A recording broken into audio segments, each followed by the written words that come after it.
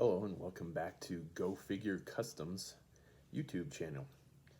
Hope you had a good holiday and that you've enjoyed the last few videos that I've put up reviewing Joy Toy figures. Really enjoying those things, man. My mom got me a set of the SWAT team figures for a late Christmas present.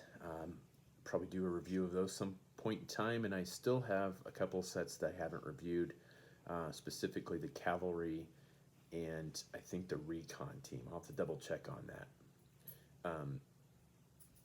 The recon team is not my favorite set, but the cavalry set is not one of my favorite sets, but the recon team is really nice, in my opinion. But today I'm going to do a figure review for the Hiya Toys Wonder Woman figure. I'm not the biggest Wonder Woman fan, I'll admit. I'm not even the biggest DC fan. I'm more of a Marvel guy myself. Not going to get involved in flame baiting on which is better. It's just that I grew up reading Marvel comics, so that's why I like them better. The Hiya Toy figures are a new brand, a new manufacturer rather. They have several really nice licenses. They're licensed to make Aliens, Predator, and they have the Injustice DC line. I have of course the Aliens APC because I did an unboxing video of that as one of my first videos. That's the only Marine figure that I have. I don't have much use for the Colonial Marines. I bought a set of the Hot Toys snap figures, snap kits, the 3 3/4 inch Aliens figures. So I had a whole bunch of Colonial Marines and Aliens floating around, and I just didn't need more of those. Although I did get the Neomorph Alien from Hiya. So I guess I did actually get one of the Aliens figures. And I have, I think, most, if not all, of the Predator figures so far. The things that I usually review on a figure review are, of course, the packaging. Of course, I've already thrown the packaging out again. It comes in a nice picture box, window box that looks really nice. So I'd say if you're a mint and box collector, this is a nice figure to leave in the box, to have on the shelf sitting around. It looks really nice in the box. The playability, of course, is the next thing, and this is where it starts to go downhill pretty quick. I got one specifically to customize. So the one I'm going to show you today, I have all the parts for it, so I'm going to show you the parts, but the one that you're going to see here is kind of post-customizing. When I make a custom, I build it, kit bash it or build it, then I prime it, and then I paint it. So we're kind of in between the area of kit bashing it, putting it together, and priming it, right in that stage right there. So I've got all the parts here to show you, but I think that it's worth the review even now that I've started working on the custom, because you might not want this figure if you're not going to leave it in the box. So my custom, I'm using legs from I don't remember who made these. They made the 3 3/4 inch Injustice line and the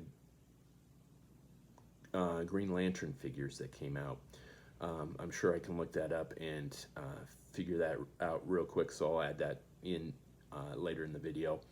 But this leg had broken on my original Wonder Woman figure, so I decided that I could fix it up a little bit and use it for a leg on this figure, because these are the legs that came with it. I'm not a real big fan of that particular costume for Wonder Woman, of just like leggings. I like the skirt and the bare legs, because that's how she's always been. I grew up watching Linda Carter play Wonder Woman on TV as a kid, so that's just the look I like. This is not the sword she comes with. This is a Boss Fight Studio sword. This is the sword she comes with. You can see the scale difference there. That thing is tiny. I mean, that's almost like a gladius, I think is the name of that type of sword, but it's almost like a just big dagger. That is the shield she comes with. Everything, the skirt is also off of that older Injustice figure. I did some I'll say heavy modification. It's not a just simple cut and paste on this one. I dremeled the back, dremeled her butt off, so she had a nice sculpted butt, but not anymore, because I dremeled that down so this would fit a little more snugly on the figure. And that's where I started running into problems, because this thing was, when I got the figure out of the box, all the joints were really tight. So what do we do with tight joints? We heat them up, right? Yeah, that loosened almost all of the joints except this left shoulder joint, which, now take a look at this. Pop. Just pops right off, because I don't know that we can get in here to see it, but if you look carefully, most of the joint, there is paint covering the separation between the arm and the joint. It's painted over. I can't get that separated. Heat didn't separate that. I've gone in with an X-Acto knife trying to separate that. Didn't work. So that arm won't move the way it should, because the joint in the shoulder, in the arm, in the upper part of the arm, won't move at all. So failure on that. The other thing that I don't like about this is how they've done the hands, because it comes with two sets of hands that obviously can hold stuff, right? And then it comes with another set here, kind of hard to see, but they're closed fists. And the type of joint this is I'm going to take this hand off. I'm going to regret it later. Is this just a simple ball peg that pegs into a hole? Let's see if I can get a good picture of the hole. A hole on the back of the hand. So it just should pop right back on there. Well, unfortunately, since that peg is so small, that's not a particularly stable joint. That peg will have a tendency to bend. So as far as joints go for hands, a ball peg should give you a nice range of articulation, which is kind of nice. But I think the plastic is so soft that if you're swapping hands on this thing a lot, you're going to bend that peg and possibly even break it off. So I'm not real happy with that either. The sculpt on this is fairly nice. I do like the paint details. They did a fairly good job with the paint details.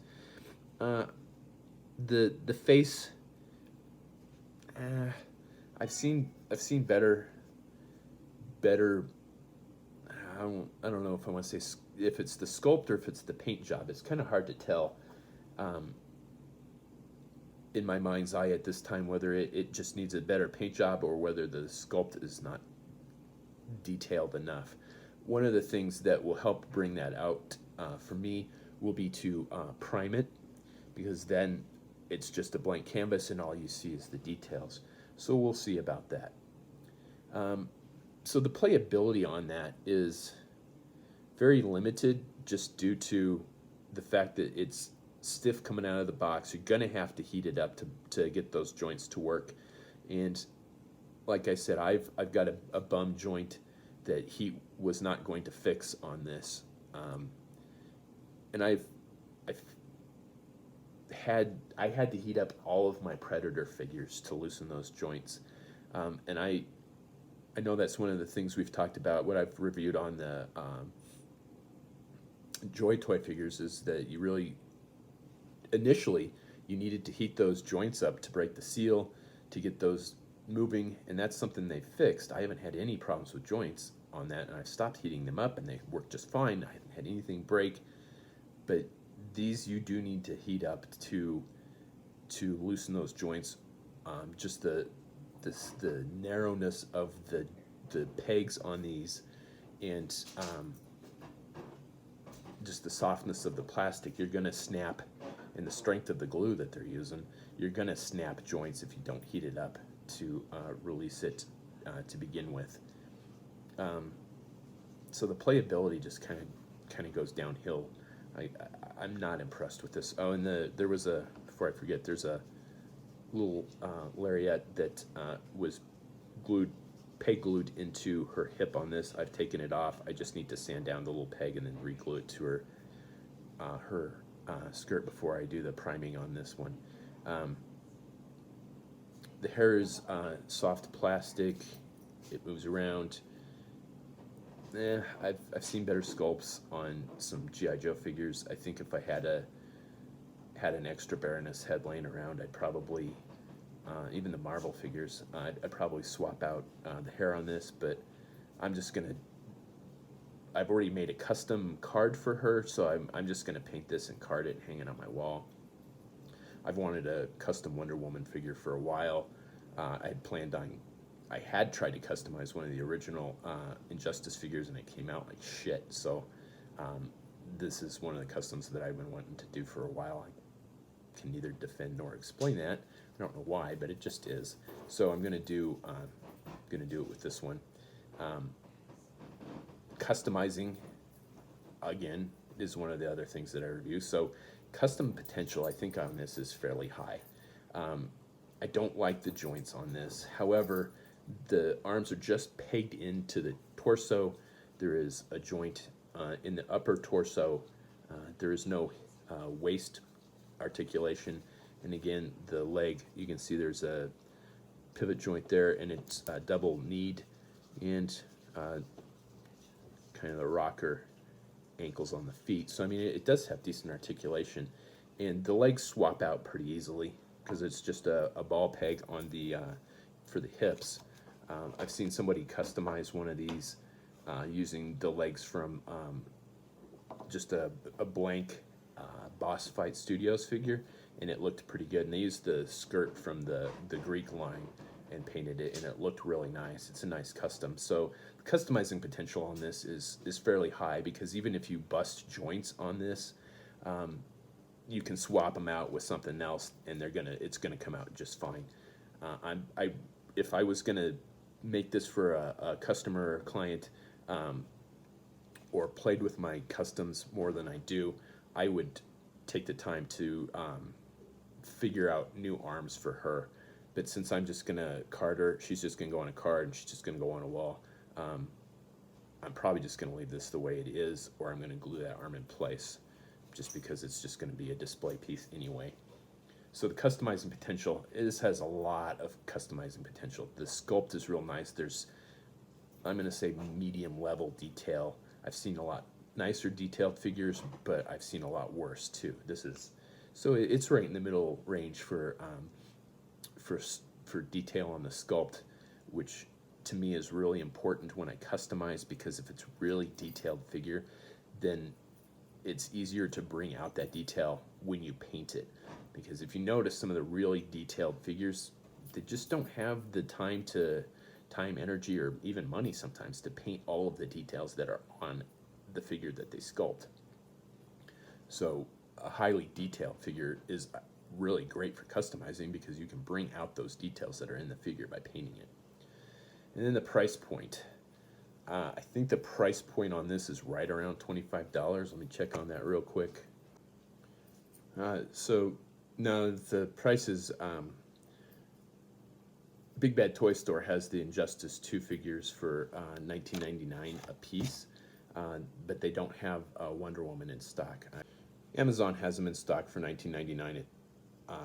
If you have Prime, it's free one-day shipping for me. So it's $20, $25, right around in that neighborhood is kind of my upper limit per figure for parts for a custom. I try not to spend more than $20, $25 on any one figure when I just need parts for it. So that's it. It's it's pricey for what it is. I mean, you know, I've said before that small batch figures from these independent toy companies are going to be more expensive. Number one, just because they're not producing them in the numbers that Hasbro and Mattel can, so they're going to be more expensive. And then, you know, then that leads to the newer toy companies usually tend to have problems with the quality because they don't have the same QA QC programs that like Mattel and Hasbro do. So some of this stuff does slip through. So you're kind of gambling when you buy the small batch toys. $20 to me is kind of, again, upper range for one figure from a small batch toy company for something that I think is not going to be not going to have the quality that I want. The Predator figures are about $20 a piece too. They're going to have RoboCop figures. I'm getting a couple of those. Not planning on getting all of those. I'm still getting all the Predator figures just because I'm a huge Predator fan. But it's getting harder and harder for me to justify spending the money on these because I'm not seeing the improvement in quality that I have seen with Joy Toy. I mean, Hiya Toys has been putting stuff out for I don't know, about a year and a half maybe. Although Joy Toy has too, because a lot of people forget that they were doing the Russian figures before they did the 5-set figures of the armed forces. So, but I've definitely seen quality improvement from the Joy Toys company, but I'm just not seeing it in the Hiya Toy stuff yet. So I'm a little leery to spend a lot of money on these figures, and just the style of figures. I'm not like I said, I'm not a big DC fan, so I don't know enough about Injustice 2 to know if that's the costume they wore in the Injustice 2 line or series or game or whatever these are based off of. But like the Supergirl is the same, no skirt or skirt with that, no bare legs. I don't like it. I thought about getting one of those for a custom as well, but I'm going to be a little leery on that, pulling the trigger on that one. I got this. I didn't buy this from the Big Bad Toy Store. I got this from a guy off Facebook for $20. So shipped. So, you know, I paid what it. I didn't get a deal on it, but I didn't get ripped off either. So it's kind of the upper limit for what I would spend on one custom figure. So to kind of sum that all up, it does come in a nice packaging. If you're a huge Wonder Woman fan, and a mint in-box collector, I wouldn't pass this up because it does look very nice in the box, and it would look very nice on a shelf or on display. If you're getting it for playability, I'd skip this. I am not enamored with the quality on this. The joints are not. The choice of the type of joints that they use is not the best. The plastic is really soft, which means it won't get brittle, which is nice, but the paint and the glue tend to stick on these, and you're gonna snap joints pretty easily if you don't heat these up. So if you do get it heated and do plan on taking it out of the box, heat it up before you do anything with it. And then the customizing potential, yeah, I think this is, if you want a custom Wonder Woman figure, this is a good custom fodder. You can swap out arms, you can swap out legs with minimal effort on this. This is a good figure for a custom. Let's just put it that way. I think I wouldn't pass this up. Obviously, I didn't pass it up, but I would recommend this for a figure for custom. And then the price for playability, nah, I wouldn't get it.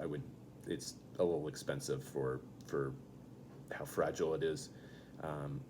Collectability, I don't know. I'm not the best at speculating on figures on whether they're going to go up in value. But you know, if you're a huge Wonder Woman fan and got an extra $20 laying around and you don't plan to take it out of the box, yeah, it's probably worth it. And